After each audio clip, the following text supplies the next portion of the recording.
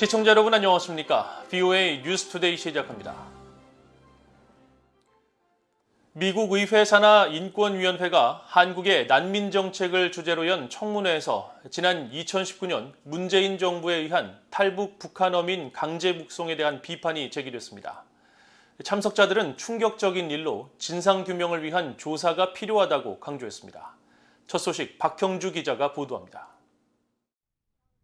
미국 연방하원 산하 톰 렌토스 인권위원회가 24일 한국 난민 정책과 윤석열 정부를 주제로 개최한 화상 청문회에서는 탈북 난민 문제가 중점적으로 다뤄졌습니다. 청문회를 주관한 크리스 스미스 공화당 하원 의원은 2019년 당시 문재인 정부의 북한 어민 강제 북송 문제를 거론하며 충격과 경악을 금치 못했다고 말했습니다. 또 문재인 전 대통령에 대해 인권 변호사로 알려진 사람과 그의 정부가 북한 어민들을 끔찍한 운명 속으로 돌려보냈는지 믿을 수 없었다면서 진상규명을 위한 조사가 필요하다고 강조했습니다. We know they will be maltreated with absolute malice by Kim Jong-un. That's what they do. I think there needs to be, and you did reference it in your testimony, a very serious investigation how that could happen, because that is antithetical to everything about human rights. 이날 청문회에 증인으로 출석한 미국 측의 수전 숄티 북한 자유연합 대표는 한국 헌법과 국제조약상 의무를 위반한 것이라고 지적하며 문재인 정부가 탈북민 보호보다 북한 독재 정권과의 관계에 더 우선순위를 뒀다고 비판했습니다. Moon was more interested in pleasing the Kim dictatorship, and I feel a large part of this is because the defectors were having the most significant impact of reaching the people of North Korea with the truth. 한국 측 전문가는 당시 문재인 정부가 김정은 위원장의 답방을 성사하기 위해 북한 어민 2명을 닷새 만에 돌려보냈다는 추측도 있었다고 소개했습니다. But there have been speculations that it was a part of a charm offensive to induce Kim Jong-un to attend the ASEAN-South Korea summit meeting in Busan held later that month. If that is indeed the case, it was all in vain as Kim failed to show up in Busan. 이날 청문회에서는 탈북 난민 문제에 대한 구체적인 제안도 나왔습니다. 북한 자유연합의 숄티 대표는 현재 중국 감옥에 약 1,200여 명의 북한 주민들이 구금된 것으로 추산되고 이 중 절반은 어린이와 여성, 한국으로 가기를 원하는 북한 주민들이라면서 이들을 데려오기 위해 윤석열 정부가 비행기를 보낼 것을 제안했습니다. 한국의 전문가는 현재 국가정보원이 전담하는 북한 이탈 주민에 대한 조사와 신문 절차를 망명 신청자 업무를 담당하는 법무부로 상당 부분 이관해야 한다고 주장했습니다. 톰 렌토스 인권위원회가 한국의 인권 문제와 관련해 청문회를 개최한 것은 지난해 4월 이른바 대북전단 살포 금지법 관련 청문회 이후 이번이 두 번째입니다. VOA 뉴스 박형주입니다. 미국 인도태평양 사령관이 괌 군사기지에 대해 전략적으로 중요하다고 밝혔습니다. 또 미국은 인도태평양 지역에서 군사적 태세와 억지력을 갖추기 위해 한국과 일본 모두 중요한 파트너라는 점도 강조했습니다. 박동정 기자가 보도합니다. 워싱턴의 싱크탱크인 민주주의 수호재단이 태평양 지역 억제를 위한 투자와 관련해 개최한 행사에서 존 아퀼리노 인도태평양 사령관은 괌 기지의 전략적 중요성을 설명하면서 동맹인 한국과 일본의 역할을 강조했습니다. 러시아와 중국의 군사적 위협으로부터 태평양 지역을 효과적으로 억제하는 데 한국과 일본의 역할이 매우 중요하다는 겁니다. Our partners in Japan, the bases and places we operate from on the Japan mainland are critically important. Our support and our effort and our basing in the Republic of Korea is extremely important. The places we operate with our allies and partners across the region is important to deliver deterrence. Guam is absolutely a strategic location. 아퀼리노 사령관은 이어 미국의 군사적 태세와 억지력을 키우기 위한 작전이 괌에서 펼쳐질 것이라면서 괌에 대한 지원을 아끼지 않을 것이라고 밝혔습니다. We will need to operate from Guam. We will need to both fight for and from Guam. And it will provide a variety of capabilities and support functions should we end up in some crisis situation. 아퀼리노 사령관은 괌에는 12만 5천 명의 미국 시민이 거주하고 있다면서 우리는 괌의 중요성을 분명하게 여겨왔다고 강조했습니다. 또 중국군은 발전된 군사 능력으로 괌을 위협하고 있다면서 중국의 미사일 위협으로부터 괌을 방어하고 이 지역에서 작전할 수 있는 우리의 능력은 절대적으로 중요하다고 밝혔습니다. 이런 가운데 사무엘 파파로 미국 태평양 함대 사령관은 24일 일본을 방문해 기시노부오 일본 방위상을 만났습니다. 파파로 사령관은 이 자리에서 미국 해군의 존재는 자유롭고 개방적인 인도태평양을 유지하고 강화하는 데 필수적이라고 강조했고, 기시 방위상은 일본 해상자위대와 미국 해군이 일미 동맹을 더욱 발전시키기 위해 계속 긴밀히 협력할 것임을 확인했다고 일본 방위성이 설명했습니다. 이에 앞서 파파로 사령관은 지난 21일 서울에서 이종섭 한국 국방장관을 만났습니다.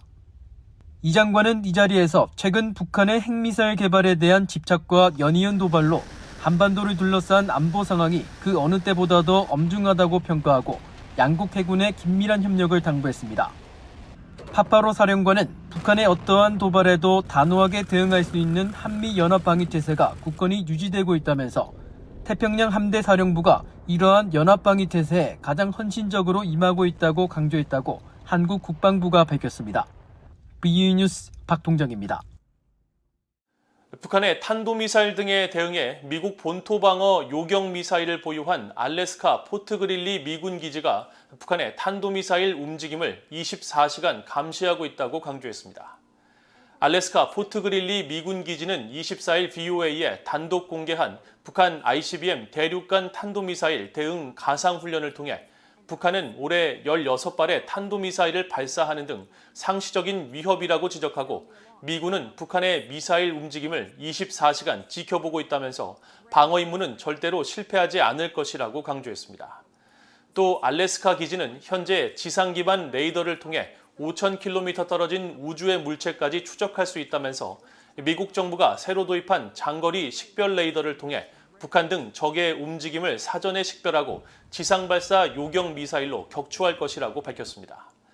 알래스카 포트그릴리 기지에 지상 발사 요격 미사일 44기를 운용하던 미국 정부는 최근 20기를 추가로 배치하기로 했으며 이들은 북한과 이란 등의 대륙간 탄도미사일을 조기에 요격해 미국 본토를 보호하는 임무를 맡고 있습니다.